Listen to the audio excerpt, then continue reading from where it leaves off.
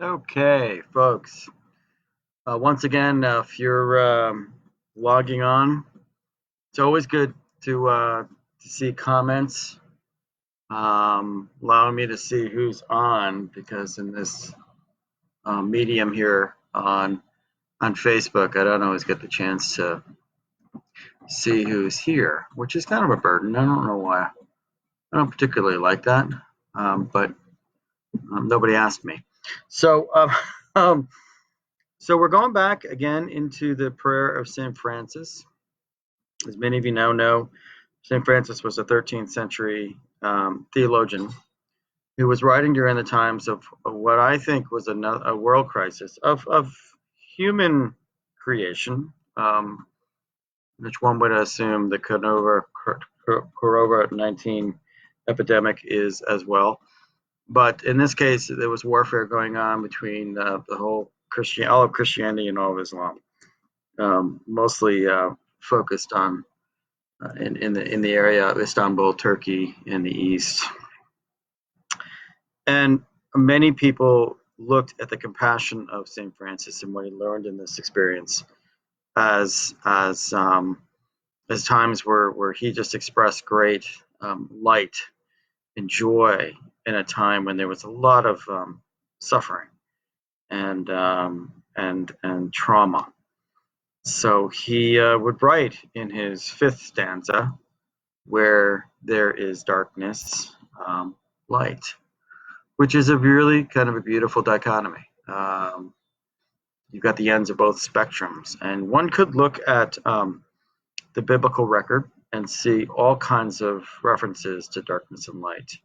Certainly around the birth of Jesus, which Matthew and Luke kind of cover pretty eloquently. In the darkness, one can see a great light, is a Matthean quote. So, because there was a lot of darkness in those days, the emperor, the ruler, Pontius Pilate, these were the rulers of the Romans that had placed in order to kind of keep the peace in Palestine at the time. And let's make no mistake about it, any kind of occupation by a foreign power was viewed certainly as was not encouraging. It was seen as dark. People were not allowed to have their own culture or maintain their own liberties and freedoms. So, and it was cruel. It was a cruel world. So the concept of, at least in the Christian sense, the concept of Jesus coming to the world to bring a new vision of God was seen as an extraordinary light on the darkness that most people were living. One of the things that I loved to do when I was in the role of pastor in the church was to try to find hymns of praise and music that would always echo the message that I was trying to share in a message to the congregation. And there's this great old, it's not actually an old hymn, it was a hymn written by Natalie Sleeth, which I'm gonna sing it to you a little bit, because there's a lot of strength in it. Basically it's a hymn called Hymn of Promise, where it goes like this: in the bulb there is a flower, in the seed an apple tree, in cocoons a hidden promise, butterflies will soon be free. In the cold and snow of winter, there's a spring that waits to be unrevealed until its season, something God alone can see. And the second stanza speaks of darkness. So, there's a song in every silence, seeking word and melody. There's a dawn in every darkness, bringing hope to you and me. From the past will come the future, what it holds, a mystery, unrevealed until it's season, something God alone can see. And the last stanza is this: in our end is our beginning, in our time infinity, in our doubt there is believing, in our life eternity, in our death our resurrection, at the last a victory, unrevealed until it's season, something God alone can see. Always loved that hymn because it speaks of this polarity. Bulbs in the ground, dark for 5 months until the sun rises and the earth warms so it can pop through and reveal a flower. Death that leads to resurrection, darkness that leads to light. I mean, we are full of metaphors in our traditions, and the concept of darkness and light is just huge. And it's huge because we will in this life go through darkness. And one could say that we're going through a lot of darkness right now. And it's not just the reality of a virus spreading, it's the way that humanity has responded to it in some ways, with indifference in the beginning, certainly. And to use it as sort of a political pinball is another darkness that I think we're seeing. And um, kind of forgetting the fact that there's a lot of humanity in here. That's my own opinion. And I feel that the light in this whole experience is the opportunity for all of us to reconnect with things that are sustaining and valuable, that go way beyond, just way beyond what things mean to us materially. So it's a chore really to have this kind of a belief system because it asks a lot of us. It asks us to leave the negativity, the blaming, the viciousness of the need to react, the despair, and the darkness. There's a lot of darkness in the death and the discussion around how many are going to die from this. It can be a very dark, dark thing. I choose to look at the light. I choose to look at what is happening. I choose to look at and the goodness that people are sharing, the friendliness, the neighborliness, social distancing, yes, on a physical plane, but not necessarily in the spiritual plane. And I would encourage us all to see the goodness in what is happening, not at the expense of the challenging things and the hurt that's happening and the death that we see, but the opportunity to see the light that definitely is brightest at the dawn. So I think we're going through definitely some dark moments. But let's look at the light.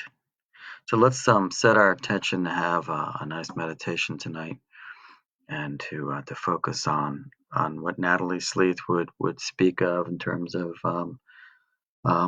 moving past the darkness and into the light of our faith and our beliefs, no matter where they reside.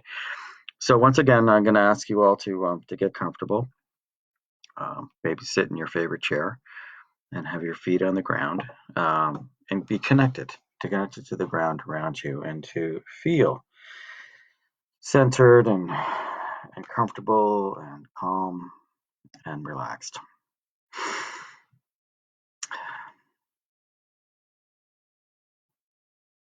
For light is upon us. The light of God and our understanding, whoever that may be, whether it's a Christian lens or a Jewish lens or a Muslim lens or a Hindu lens or a Buddhist lens or any number of lenses. They all focus on the same thing, that we are in the palm of God's loving hands. So let's rest on that. Let's feel the pulse of our Maker that is looking through every avenue and every chance in life to reveal God's self to us. Sometimes that comes in extraordinary forms. Those of you who were on the call last night heard about my story meeting Mother Teresa, and what a light moment that was for me. And how grounded I was when I left that experience, and it really kind of dictated the course of my life for many years, and still to this day does influence my thinking, because there are light workers all over the place. So let's be grateful for the light. Let's be grateful for the hope. Let's be grateful for the joy that we have, the gratitude that we have for the things that are important in our lives, and how we are sustained and comforted and cared for, even in the midst of all this distancing that we're doing, and all these changes in our affairs, and the financial hardships that we're feeling, and the changes in lifestyle that are taking place seemingly right before us. Let's be aware of the grace that is happening. The people who are going through extraordinary efforts to supply nurses and doctors. The giving that is taking place in order for that to happen. We may not be able to necessarily provide what everybody needs, but there are people out there that have means that are making big contributions to this effort wherever they live. And so can we, on the spiritual plane, bless those that have been blessings to others. Help us to just feel and look and see how God is acting through our hands, through our ears, through our eyes, and through our feelings. You know, we're a human species, right? We tend to react to things. We're a yin and a yang kind of people. We like a reaction. We like to be able to respond. We like to be able to fix. We just do. And in some way, shape, or form, we are being prevented from being able to reach out a hand of help. So what's our alternative? Let's meditate on that. What are the alternatives? How can we be light workers? What if we said a prayer for a hospital near us, perhaps, that is just beginning or right in the middle of the ravage of some of this virus that is flying around? What if we said a prayer for a doctor that we know, who is right in the middle of trying to help people with their fear and their anxiety and their stress? What if we said a prayer for a nurse or nurses that are doing their job despite their own fear of contracting the disease themselves? What if we said a prayer for the manufacturers of gloves and masks, that they might be able to encourage their people to work overtime and to help to provide safety equipment for all those on the front lines? What if we said a prayer for the local policeman, who still is doing the rounds and still is doing the best they can to maintain order and safety in our neighborhoods, and who I'm sure are feeling the fear of even pulling somebody over and not knowing what they might contract? What if we prayed for the emergency medical people who are in the ambulances, who are rushing to homes or rushing to nursing homes, and helping people move from one place to another, knowing full well that they're exposing themselves? What if we prayed to God to be our protectors, to provide us with angelic love and protection as we go off into the grocery stores, or we go to the pharmacy, or we go wherever we need to go in order to sustain lives as we know it. What if we asked God to give us the the the, the discernment to know who to pray for and when to pray for them, and to be the guiding mechanism that allows us to pause and pray and hope and dream. Give us that kind of strength, Lord. Help us to be believers that we are not in this alone. Help us to be the mechanism, the power, the conduit, the energy, where even our small voice can be loud in the heavens, where our small hands and maybe even our shallow prayers of faith penetrate somebody else who is really trying to seek security, comfort, relief from their fear. I was on the phone earlier with somebody who knows a family member who's contracted the virus, and how quickly it went from infection to fever to respirator. It hurts. It hurts, oh God, to hear these stories. It hurts to know that there's some real desperate people out there. But help us be so desperate in our prayer life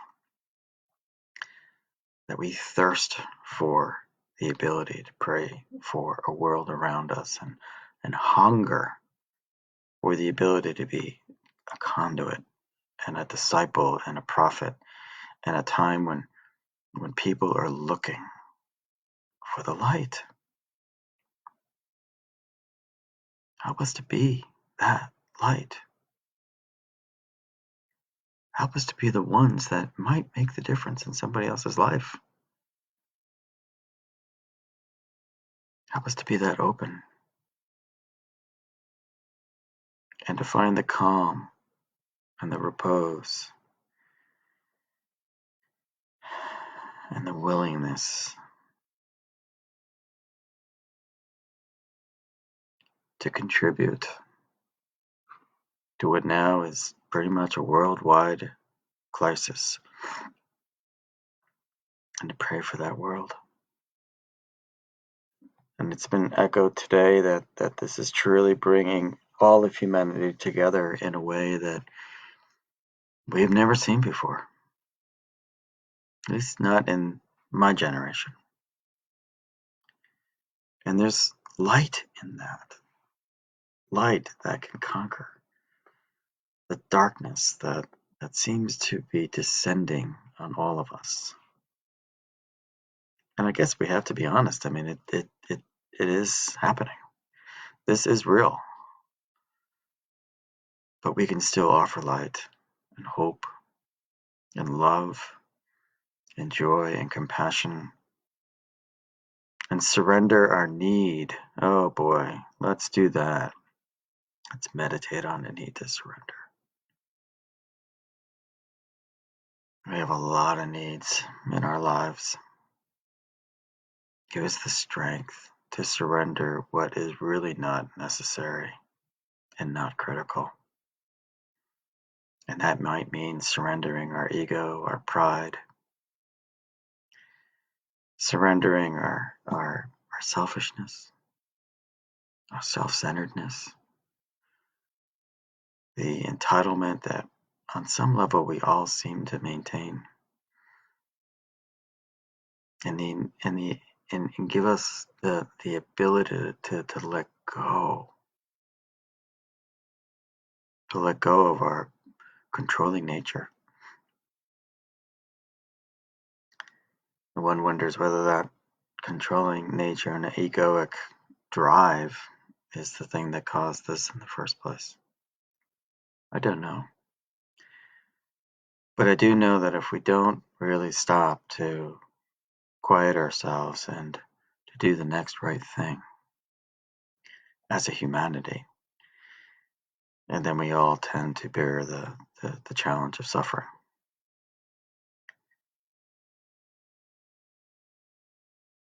So give us peace, grant us serenity, fill us with the light of your love, that we might be beacons for those around us, whoever they may be, neighbors, family, friends, colleagues, loved ones, people we don't even know.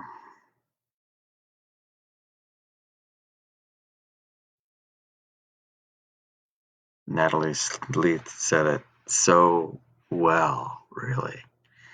In the bulb, there is a flower, right? In the seed, an apple tree. In cocoons, a wiggly hidden promise. Things are going to be set free. There's a spring that waits to come out of cold and winter. There is a dawn in every darkness. And there's joy and hope in the future, even though it feels like a mystery. There is truth in our doubts. There is infinity in what we can do together. And there, yes, is resurrection. Resurrection and death.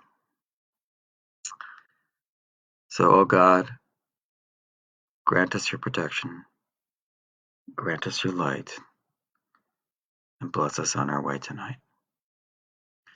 Thanks very much for being with me tonight. I wish you all well, and have a good evening.